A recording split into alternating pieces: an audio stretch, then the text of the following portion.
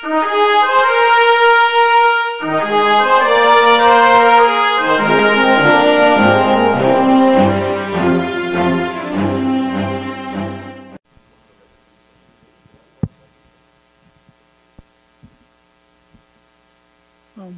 boa tarde a todos. Eu vou dispensar os agradecimentos para não gastar muito tempo, viu, Léo? Amanhã a gente, ou um pouco para frente, a gente vai ter outra exposição. A gente faz os devidos agradecimentos aqui, alguns comentários pela belíssima organização aqui do evento. Bem, o nosso objetivo aqui hoje é falar um pouquinho de algo bastante conhecido dentro do meio espírita, que surge lá desde a época de Kardec. E se nós puxarmos pela história, a gente vai ver que, inclusive, isso é muito mais velho que Kardec. Claro que Kardec apresenta de uma forma bastante didática, bastante clara, de modo que hoje nós podemos resgatar essas ideias de uma maneira bem simples, bem fácil de aplicá-las na prática. E esse é o nosso objetivo aqui. Mostrar algo que não é nada de novo. Se nós formos olhar os livros dos médiuns, nós temos material gigante ali em torno desse assunto. Aqui nós vamos apresentar um caso prático lá do nosso grupo espírita, o Instituto de Estudos Espíritas. Está cortado aqui, mas é o Instituto de Estudos Espíritas Luiz Ferreira de Mello, que se localiza na cidade de Campinas. Então, análise de comunicações mediúnicas, a utilidade e como realizá-las, que fique tão claro desde esse momento que um lugar onde nós podemos encontrar com muito mais clareza, claro, o Livro dos Médiuns. Aqui é apenas um toque. Bom, de fato, o que é uma análise de comunicações mediúnicas? Olha, se você entender que o processo entre um espírito encarnado, nós aqui, e um espírito desencarnado, nada mais é do que um processo de comunicação entre duas pessoas. O corpo biológico não faz de ninguém uma criatura humana, do ponto de vista espiritual. A análise nada mais é do que uma avaliação racional desse diálogo. É como aqui. Eu estou falando, outras pessoas já passaram por aqui, expuseram as suas ideias, e cada um de nós aqui é perfeitamente capaz de receber essa informação, pensar um pouquinho, concordar, discordar. A análise de comunicações, na verdade, quando a gente aplica aos espíritos, não é nada além disso. Até é algo interessante, o esforço, a dificuldade de analisar uma comunicação mediúnica se resume a exatamente uma comunicação de uma outra pessoa. É por isso que Kardec, em vários momentos, ele diz, olha, no Espiritismo, a questão, a presença dos espíritos, ou a questão do espírito, é secundária. O foco, sobretudo, é na mensagem. Mas a gente vai falar um pouco mais sobre isso na exposição de amanhã. Bem, o ato em si, então, dessa análise é um desdobramento natural no diálogo com os espíritos. Como eu acabei de dizer, o foco, sobretudo, é na mensagem. Inclusive, nós temos que entender que é um processo natural de limitação da própria mediunidade. A rigor, nós podemos encarar um processo mediúnico como sendo produto do conjunto espírito-médio, porque são duas consciências aí dialogando entre si e passando uma informação aí para o grupo, para terceiros.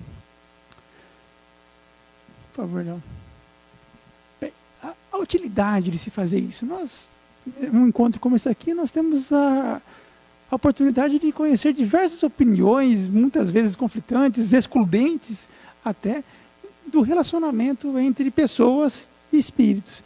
Ora, se é dado a cada um de nós a oportunidade de ver com os nossos próprios olhos, analisar pelas nossas próprias consciências o que de fato é esse mundo espiritual, de imediato, de cara, de saída, uma análise, um processo de diálogo com os espíritos, a exemplo do que foi mostrado aqui agora, serve para o desenvolvimento dos integrantes ali do ambiente, do grupo, do conjunto de pessoas ligadas a esse processo. Mais do que isso, aí nós vamos entrar agora dentro, mais especificamente, do ambiente espírita. Ele serve para estabelecer uma cultura genuinamente espírita e um processo de comunicação social espírita. O que vem a ser isso? Ora, as pessoas cada vez mais se sentirem eles próprios espíritos. Esse é o ponto de partida, inclusive, que Kardec defende. Não adianta você querer explicar a existência de um mundo espiritual para pessoas que sequer imaginam que elas próprias carregam alguma essência que independe da matéria. Por isso que o ponto de partida é a própria criatura humana. E se nós recolhermos diversas opiniões, diversos exemplos do que acontece com a alma humana após o fenômeno que nós chamamos de morte, é natural que nós vamos ter diversos pontos para a gente analisar, pensar a respeito e aplicar, se for o caso, a nós mesmos. Do ponto de vista da comunicação social espírita, é como essas ideias provenientes do mundo espiritual, provenientes desses diálogos, como é que a gente deve levar lá para fora? Porque uma coisa são situações que ocorrem em grupos íntimos, quando eu falo íntimos, de grupos de poucas pessoas, de forma continuada, anos a fio, às vezes, para se chegar a um determinado conceito. E às vezes as pessoas, na pressa, na falta desse processo de análise, acabam pegando aquele pacote e levam diretamente para a sociedade. E aí cai nesses problemas de comunicação que nós vimos aqui hoje com a Caroline. Nem sempre, ou poucas vezes, a sociedade é capaz de entender esses conceitos que demoraram anos muitas vezes, para que um grupo espírita, para que o meio espírita consiga se entender.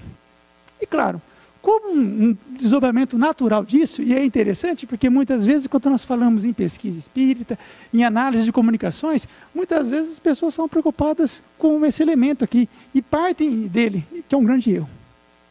Contribuir para o conhecimento espírita, isso é uma consequência dos dois primeiros aspectos aqui, sobretudo o próprio desenvolvimento pessoal. Uma vez que a pessoa entendeu de fato aquele processo, ela pode então aí passar para situações onde pode sim, e isso acontece. Em vários momentos eu tenho ouvido aqui, não aqui especificamente nessa sala, mas nesse encontro, pessoas defenderem que o espiritismo ele é progressista, mas não está ocorrendo. Não é verdade. Esse encontro, aliás, é um exemplo de que as coisas realmente estão andando bem. Bom, como eu disse, logo no início, nós temos aqui um exemplo prático, um dos milhares que nós poderíamos apresentar aqui, existentes dentro do ambiente espírita atual. Aqui é uma obra, Como Nasce um Centro Espírita, primeira obra publicada pelo nosso instituto, pela editora Mitos. E bom, o que essa obra tem de diferente, tem de novo? A rigor, absolutamente nada.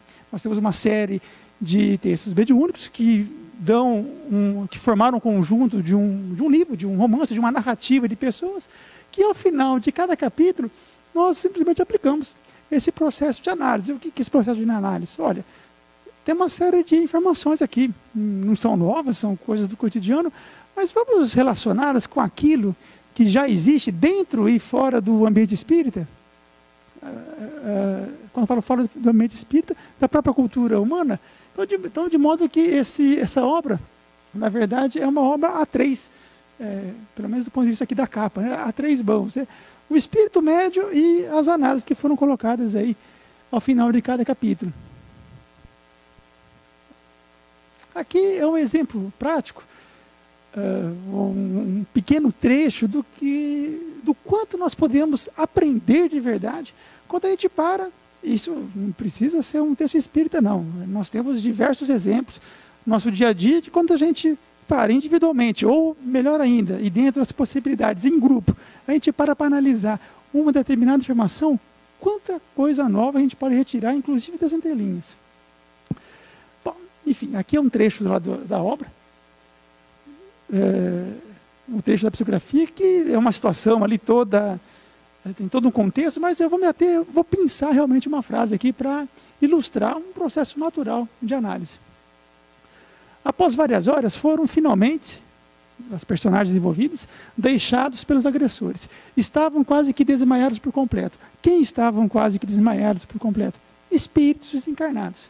Ora, mas como é que um espírito desencarnado pode estar desmaiado? Se a gente for um pouquinho mais para frente, sabe que um espírito desencarnado poderia apanhar tanto, apanhar, até desencarnar de novo? Foram questões levantadas e, bom, como é que é isso? O que existe por aí? Ou o que nós podemos ali com os próprios espíritos responsáveis por essas comunicações? O que a gente pode tirar disso? Então, aqui é só um pequeno trecho, né, da análise que mostra um pouco desse trabalho. Quando eu falo trabalho de pesquisa, e que fique claro, não é um trabalho difícil, não é um trabalho que ninguém precisa ser cientista. Eu fico bem à vontade de falar sobre isso, para se fazer um trabalho desse. Basta simplesmente ter boa vontade de comparar, buscar informações. Se dentro do grupo não tiver condições, outros grupos, outras pessoas, livros, obras, enfim, é perfeitamente possível a gente fazer isso. Bom, trecho da análise, só sobre essa ideia aqui, ó, espírito desmaiado, o que isso significa? E aqui foi um produto, então, dessa rápida pesquisa. Ora, Entende-se por sensações físicas de um espírito desencarnado, não apenas as dores causadas por um ferimento, mas também os aromas de uma flor, o trato de um abraço afetuoso, o leve toque de uma brisa. Daí se segue que, ainda baseado na própria literatura espírita, os espíritos ligados ao mundo como a Terra ainda não se encontram totalmente desmaterializados, uma vez que eles estão sujeitos à ação da matéria constituinte do mundo espiritual. Enfim, o que essa análise tenta mostrar aqui? Tenta dar condições, subsídios, para que a pessoa que olhe só essa informação aqui, e é assim mesmo, às vezes pinça uma informação, espírito desmaiado, isso aqui é impossível, essa obra não serve para nada. Não, mostrar que existem diversas ideias e muitas vezes não é esse conceito envolvido, mas outras ideias, outros conceitos, outras informações que diferentes grupos espalhados pelos mais diferentes lugares que dão a sustentação. Ora, quantas e quantas obras espíritas nós temos a oportunidade de ler que se toca nesse assunto aqui que eu apresentado, de flores, aromas, de sensações físicas. Ora, se um espírito pode sentir o aroma de uma flor, por que ele não pode sentir a dor, então, de uma agressão? Apenas para ilustrar que o processo de análise, ele, acima de tudo, contribui para que mais informações possam ser transmitidas a partir de uma obra.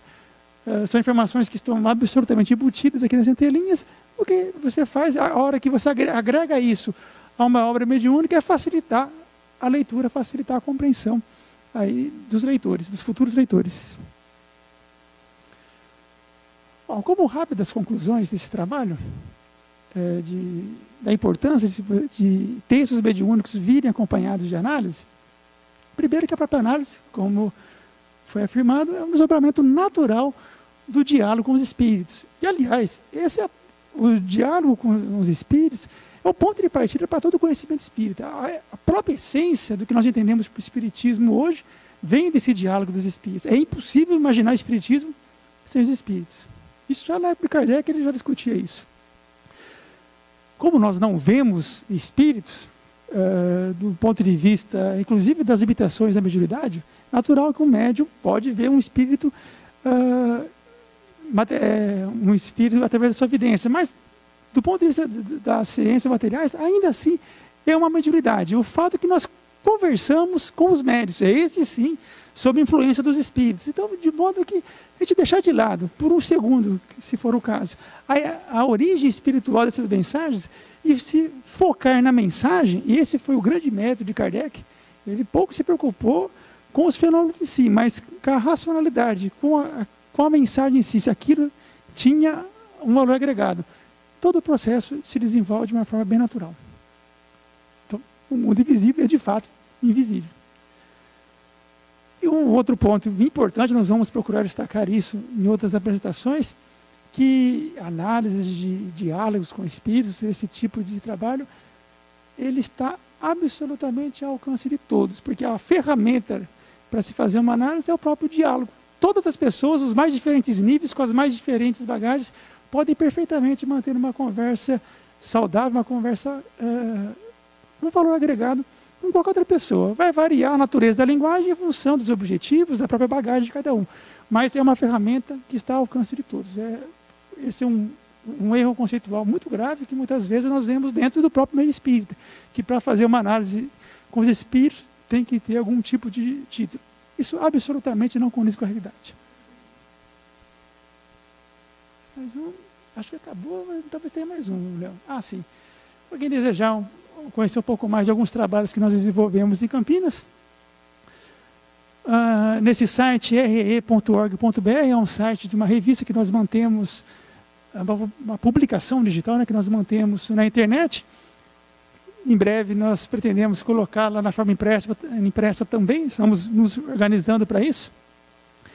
E aqui, agora, do ponto de vista da comunicação social espírita, nós temos aqui um site, o radioespírita.org.br, que é um dos sites de uma associação que nós mantemos também lá em Campinas, que é a Associação de Divulgadores do Espiritismo de Campinas. Vocês acabaram lançando em livro e dando um exemplo do que é o propósito de vocês da análise dentro de uma casa, né? Eu só queria comentar o seguinte, aí vocês utilizam uma que tem até um pouco a ver com a própria experiência do Adilson, que é uma experiência com um médium, pelo que eu estou entendendo, com um espírito. Estou certo? Sim, Então, eu só queria comentar em relação a... talvez não, né? Que, aliás, está um pouco certo. Nós temos mais de um médium e mais de um espírito que se comunica. Claro que nesse livro que eu estou falando. Como a gente, inclusive em algum ponto do livro, a gente mostra que muitas informações foram cruzadas com outras informações provenientes de outras situações. Mas tudo bem, a rigor, a gente pode tomar esse modelo. O texto do Espírito é de um só. Sim. Os comentários que vocês põem é que daí foram colhidos de ideias do grupo e de perguntas que fizeram para outros espíritos.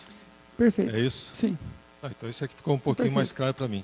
O que eu queria comentar é exatamente sobre essa questão. A gente pode fazer análise nossa com o que nós conhecemos em cima do que a gente recebe de informação de uma reunião mediúnica, de um espírito e de um médium. Nós podemos também fazer um cruzamento perguntando para outros espíritos e outros médios a mesma temática e fazer uma comparação, quer dizer, um nível 2 de análise, né? Mas pelo que eu vi, você ficou no 1,5 então. Porque é um espírito que faz o romance, mas quando você faz o comentário, você está juntando perguntas que você fez com outros. A partir do momento que você olha espíritos e pessoas da mesma forma, então aí fica só didática essa diferença. Agora, mais ainda, vamos pegar esse modelo interessante que você colocou. Nível 2, cruzar informações. Como é que a gente cruza informações? Uma das maneiras, isso não é do meio espírita, a gente importa isso da própria ciência, é publicando realmente. E, naturalmente, as pessoas que se interessarem para confirmar isso ou desmentir, o mecanismo é esse. Vão pegar essa obra e vão analisar por nós mesmos. E aí surge naturalmente essas trocas de informações. É um processo natural, e é um processo cultural, acima de tudo, dentro do ambiente espírita. Vou fazer propaganda novamente aqui do evento. Eventos como esse têm tudo para dar uma boa força para que isso ocorra. Alguém quer comentar mais algo? Então, eu só queria comentar uma coisa sobre isso aí, só para completar, porque a gente tem, no meu modo de ver, a gente tem 2 etapas. A gente quer analisar comentários de vários espíritos e vários médios. Uma etapa inicial é a gente analisar de um médium e de um espírito, mesmo. Né? Claro. Então, daí eu entendi na sua apresentação que você estava dando um exemplo de analisar a mensagem de um espírito e de um médium. Mas eu já entendi que você está fazendo o nível 1,5. Quase chegando no 2. Mas a gente só vai chegar no 2 se a gente fizer um, pelo menos.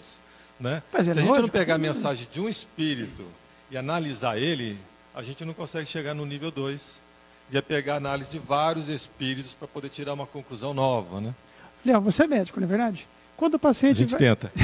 Quando o paciente vai lá e te mostra um problema, você dá uma análise. É um médico, um paciente.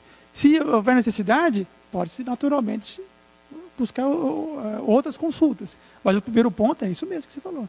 A cultura humana é assim.